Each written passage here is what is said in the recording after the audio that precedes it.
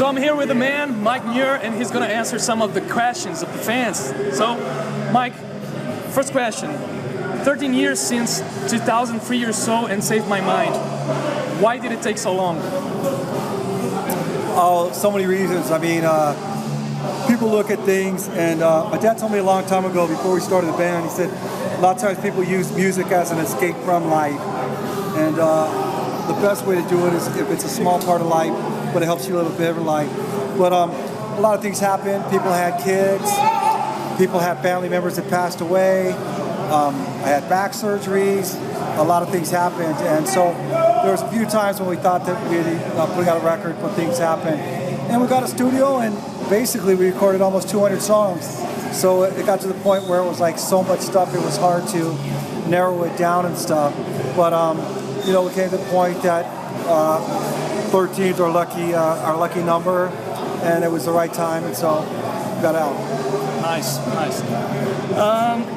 Suicidal Tendencies musically deals basically with feelings that aren't so easy to control, and their expression has always been target of criticism by the current system. And we know that ST is a band which has no fear of talking and putting its ideas on the table and fight for what you guys think is right. So has the band always been restless, or the years have calmed things down a little bit? Well, it's interesting because it's all how people put things and stuff. People say, oh, you're older, you mellow and stuff. But you know, when we did a song Alone, and our managers at the time used to work with all the big metal bands, and they're going, oh, you can't put that song out as a single.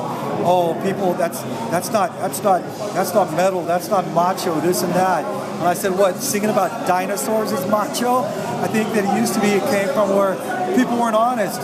And as my dad said, once you start lying, that's when you're a bullshitter. You always lie. It's what you resort to. Or when you always have the truth, it may be hard, but you deal with things because you don't want to lie. You don't want to try to, you know, put those blinders on and act like it's not there. You don't sweep the dirt under the rug. And so many people said, man, especially on the metal side, go, dude, that's a beautiful song. And I think that the honesty and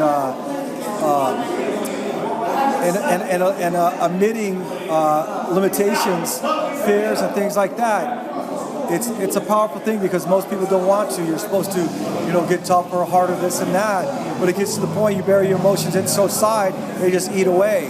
And then you're looking for, you know, acceptance on Facebook, or, oh yeah, dude, or, you know, by the fashion you wear, or ideologies, philosophies, this and that. And you forget about your heart, your mind, and your soul. And when no one's around and you're laying your head on your pillow, if you feel like shit then it doesn't matter who gives you how many likes or this or that. It has nothing to do with life and stuff.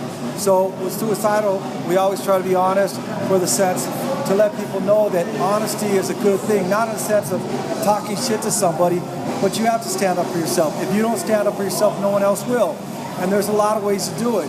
When you're younger, you know, as my dad said, you fight with your fists, but the most important fights will be with the ones with your mind, you know? And to be able to be smarter, to battle with things, to use logic so that you can overcome what other people would never attempt to do because they're too scared. Because they'll see the obstacle and they'll see the fear rather than sitting back and going, that's gonna be hard. Okay, what do we need to do? Take that step back before you get going. That's a great answer. Wow. During all these years, the band has been through some major changes regarding music influence and members. How would you describe the element that makes Suicidal Tendencies still be suicidal? I mean, in your perspective, what is this element? I think one of the things is you get like a guy like Nico in the band. He's someone that when he was 12 years old started playing guitar. His favorite band, Suicidal. He's playing Suicidal. Then he hears Infectious. He's playing Infectious. And so when he starts playing, he like playing all the different stuff. It's not metal, it's not punk.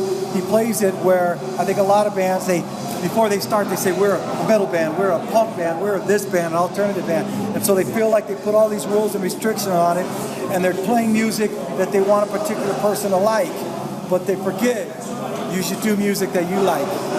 And I don't care if other people like it or not. If we like it, that's all that matters, you know what I mean? It's kind of like food, the best analogy I can say. There's some food that I love. Someone else goes, dude, how could you eat that? Do I go, oh, okay, I don't like it anymore. You like it. So many people get followed about trends and music and this and that because someone else says it. Music should be, it's something you feel, it should move you. Move you whether your body moves or not. One way or the other, or two ways is the best. Suicidal is music that moves me literally and figuratively. And that's why we're here. And the guys in the band, they get that feeling and they want to carry it on. They understand the legacy of the band. They understand it's not just being in a band, there's something different and it's important. And I think that's what it is. It keeps it so that no matter where you are, if you are tonight with equipment that you would never use, but it's not yours and you have to, you know, it's not the way you want to be, but then you rely on your heart, you know, more than your musicianship, you know. You rather rely on your relationship, but, you know, you do what you got to do and you give it the best you can at any particular moment. It's not music, it's life. And the last questions, we're gonna take a time. I know that skating has been a major thing in your life and the band's as well. So what would be the most important thing that skating brought to your life? It's the story I say a lot of times when we play the song. My brother was a pro skateboarder, and my brother's 5 years older than me, so I used to really look up to him. And I went to him one time. I said, "James, what's the secret?" He goes, "What secret?" I go, "Not to fall. I keep falling." He said, "Falling's not the problem. It's getting back up where people have the problem." And to me, that's not just skateboarding, that's life. You fall down and it hurts, and you slowly get up, you know, and each time you get a little scared. You get scared of you falling before you ever fall. You think you're gonna fall. What you do is you go, whoa, what did I do wrong? Think about it and make sure you don't repeat it again, you know? You learn from it. You sit there and go, wow, didn't do it this time, let's try it again. Sit there and think of what the objective is, not like, oh, that hard kind of thing. And if you think you're gonna fall, if you think you're gonna fail in anything, you will.